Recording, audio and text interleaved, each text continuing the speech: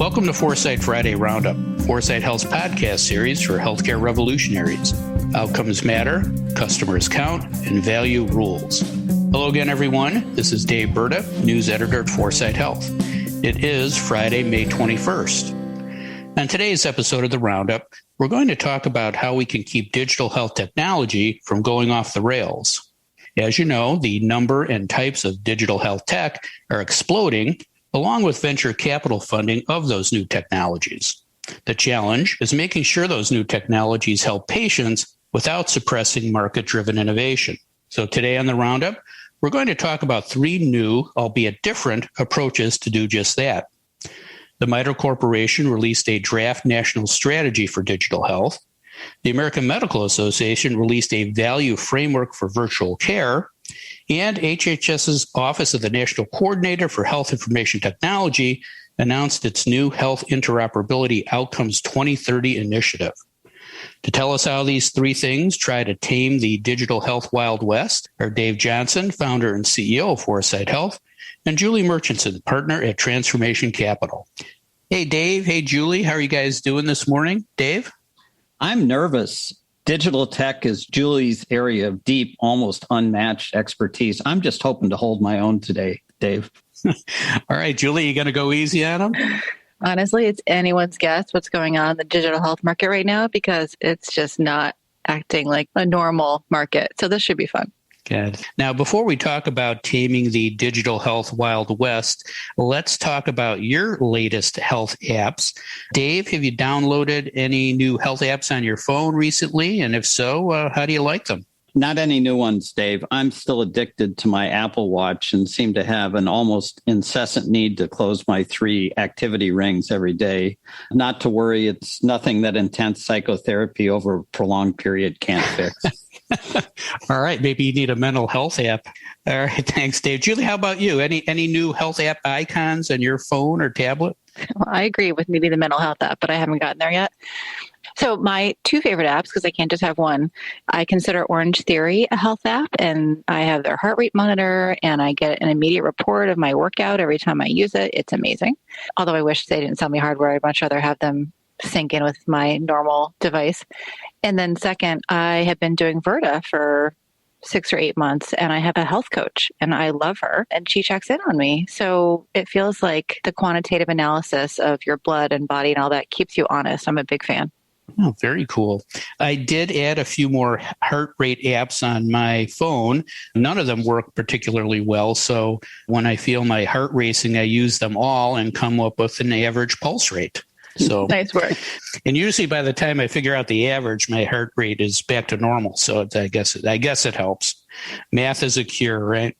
All right, let's talk about these 3 new initiatives. Dave, give us a high-level overview of MITRE's national strategy for digital health and what challenges it's trying to overcome. MITRE has issued a big, almost Broadway musical-like call to arms for a national digital health strategy. The report's cadence and feel reminds me of the epic song Climb Every Mountain from The Sound of Music. The refrain was, climb every mountain, ford every stream, follow every rainbow till you find your dream. MITRE's dream is a digital health ecosystem that empowers all people and populations in managing their health and well-being. A sense of extreme urgency flows through the report. Here's how MITRE characterizes the current moment and opportunity.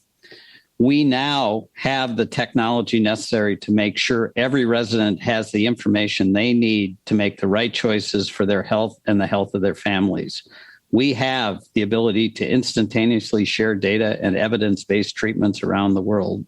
To seize this moment, we must have a national strategy for digital health that identifies a set of national priorities and guides the government and industry toward common goals. I don't disagree with them at all. This decade should be the roaring 2020s for digital health tech. So how do we get there? MITRE suggests 6 strategic goals for establishing the right priorities and standards to guide the marketplace in creating an expansive, effective, and equitable digital health ecosystem. They support each of these goals with detailed objectives and timelines. So here they are. Number one, accessible, affordable, universal broadband access. No more digital deserts. Digital health will lift all people. Number two, a sustainable health workforce that applies health tech to deliver person-centric, integrated, high-quality care. This is where human-machine collaboration reaches its pinnacle. Number three, each individual should own their health data with a national patient identifier and have access to technologies that enable safe and secure management of that data. No more silos, full portability. Number four, health data should be fully interoperable and flow freely to the people and places where it can have the biggest impact.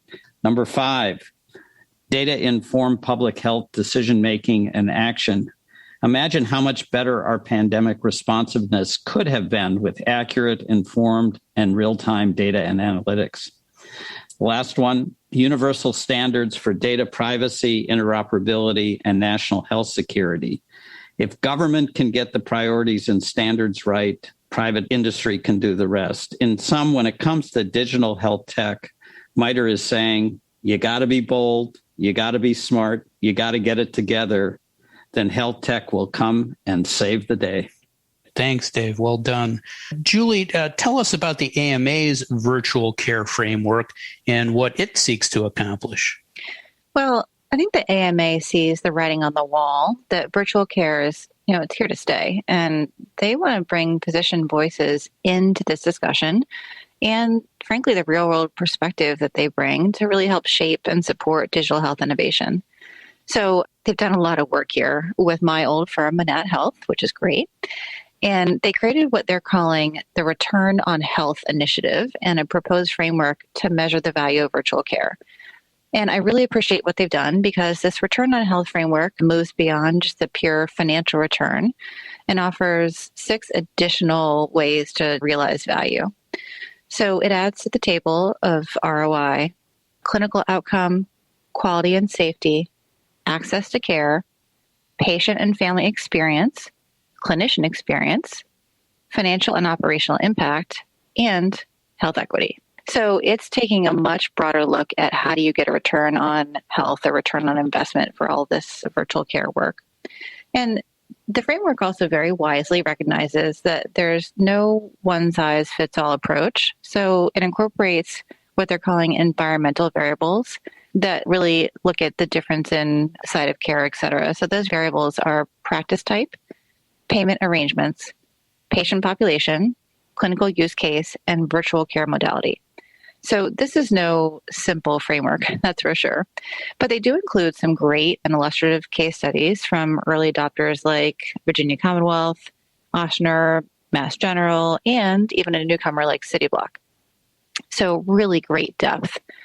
And then, of course, in addition to the framework, they developed an 80-page playbook that's effectively a virtual health how-to guide.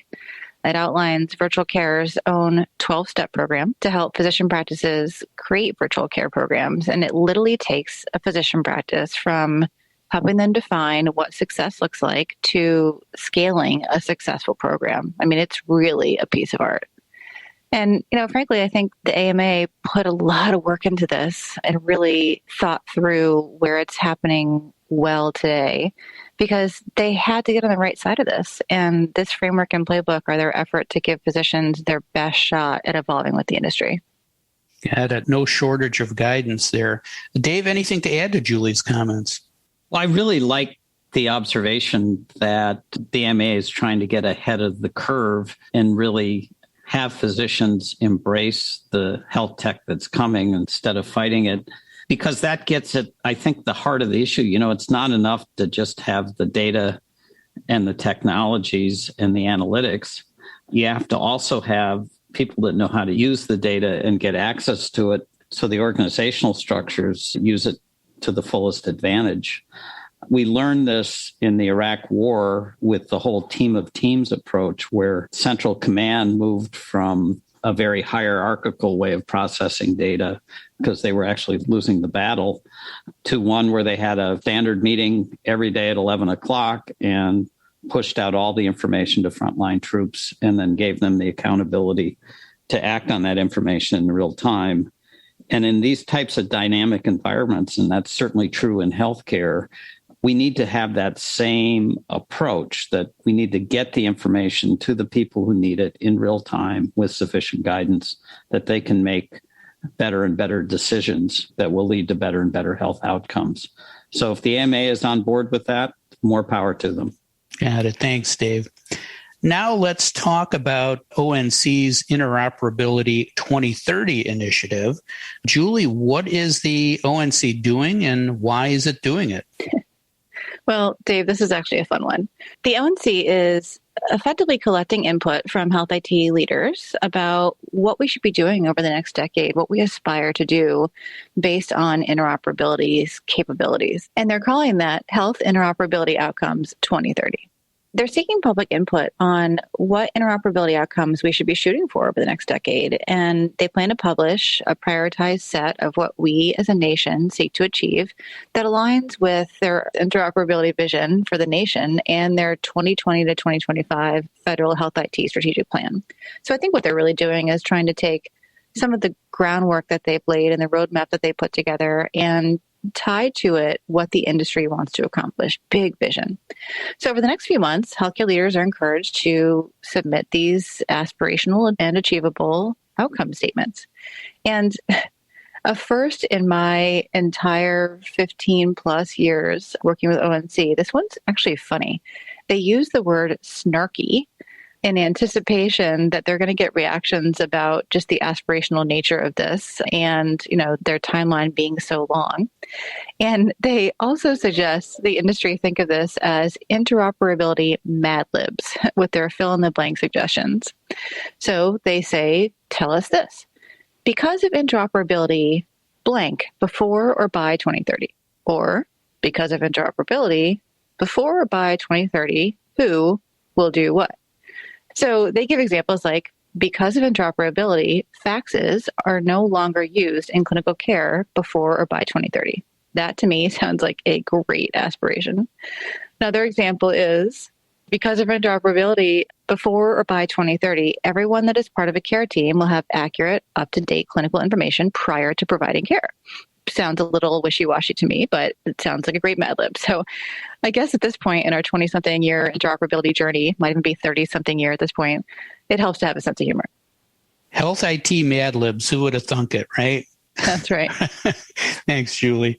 Dave, when you look at these three initiatives collectively, what are they trying to achieve? Can they foster digital health innovation without killing it? It's so easy to be cynical, particularly when Julie was pronouncing the name of the ONC initiative. How many syllables, right? But I do think 2030 is the right time frame.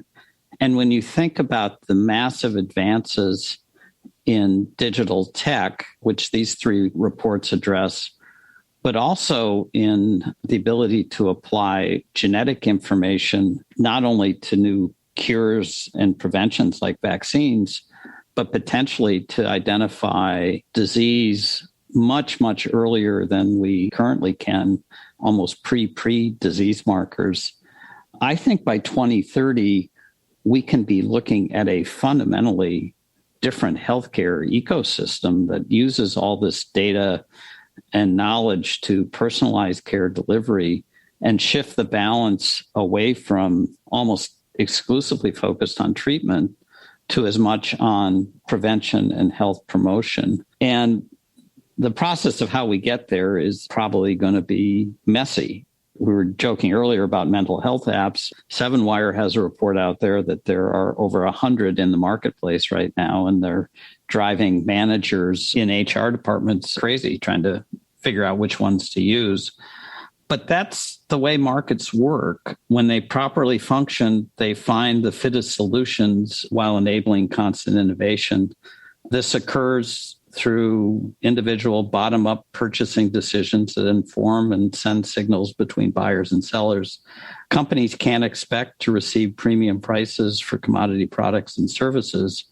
And through this kind of almost mysterious process of individual HR directors and others making healthcare purchasing decisions, this will sort itself through. There are two things I love about capitalism. One is it's possible for entrepreneurs to create something from scratch. And, I believe that's among the highest forms of human achievement. But then secondly, for companies to succeed, they have to convince someone else to buy what they're selling. And that's really hard to do. It forces companies to get in the heads of their purchasers and try and figure out what problems they're trying to solve and solve them in a way that people are willing to pay for it.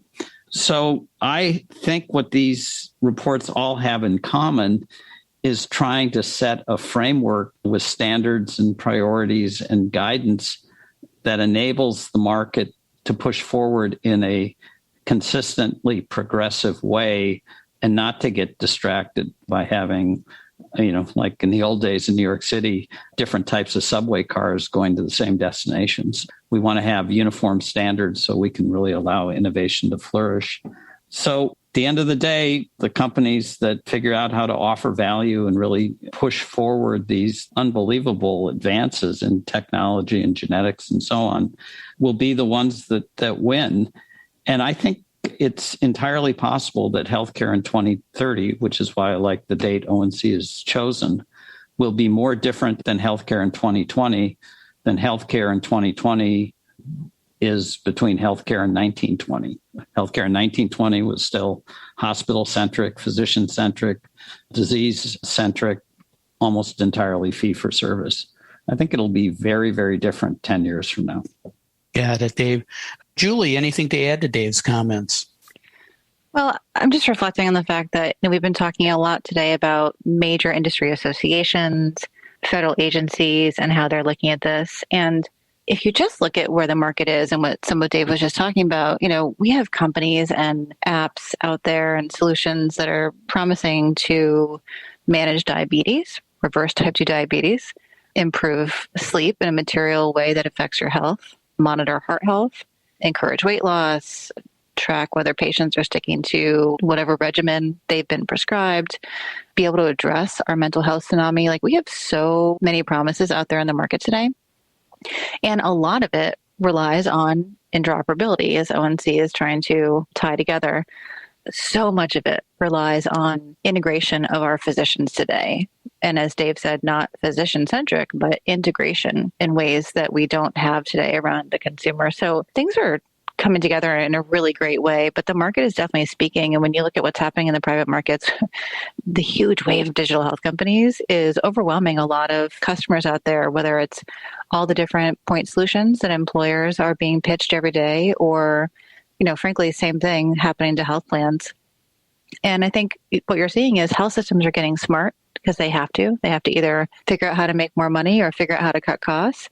And health plans and employers are trying to figure out, how do we platform? We need more platforming. We need fewer point solutions. We believe the market will suss itself out. And some of what we talked about earlier in this podcast today is going to come together with what's happening out there in the real world. Yeah, the shakeout's coming. It's coming. Hey, if they can get my heart rate apps to work better, I'm all for it. All right. Now, as always on the Roundup, let's talk about next week. Julie, what's on your healthcare news radar now? What we haven't talked about at all today is what's been in the headlines, which is looking for new arms to vaccinate. And I think we're going to keep hearing federal pivots, creative solutions to getting more shots in arms.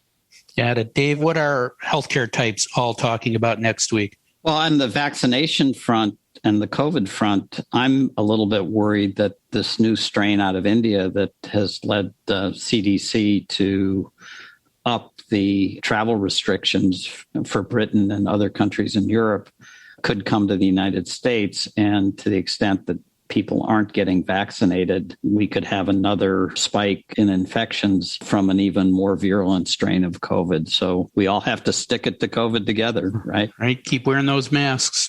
Thanks, Dave, and thank you, Julie. That is all the time we have for today. If you'd like to learn more about the topics we discussed, please visit our website at 4sighthealth.com. You also can find a recording of this podcast and all our podcasts on the Healthcare Now radio network, iTunes, Spotify, and other streaming services. Subscribe now and don't miss another segment of the best 20 minutes in healthcare. Thanks for listening. I'm Dave Berta for 4sight Health.